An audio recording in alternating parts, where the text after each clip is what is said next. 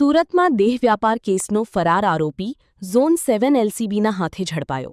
સુરત શહેરના પાલ પોલીસ સ્ટેશનમાં નોંધાયેલા દેહ વ્યાપારના ગુનામાં લાંબા સમયથી ફરાર રહેલા આરોપી મોહમ્મદ તૌહિદુલ્લા ઉર્ફે રોહિત શર્માને ઝોન 7 એલસીબીની ટીમે ઝડપી પાડ્યો છે.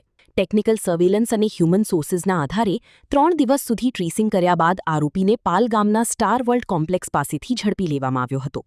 પોલીસ તપાસમાં આરોપી વોટ્સએપ મારફતે યુવતીઓના ફોટા મોકલી, ગ્રાહકો સાથે સોદા કરી, હોટલોમાં મહિલાઓને મોકલી દેહ વ્યાપારનું રેકેટ ચલાવતું હોવાનું સામે આવ્યું છે.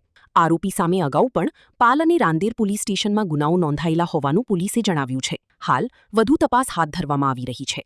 રિપોર્ટ હરીશ રાજપૂત, સુરત.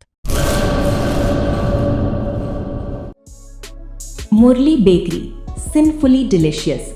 અંજાર અને ભુજમાં સ્વાદનું વિશ્વાસપાત્ર નામ. દરરોજ તાજી અને ગુણવત્તાસભર બેકરી પ્રોડક્ટ્સ હવે તમારા શહેરમાં.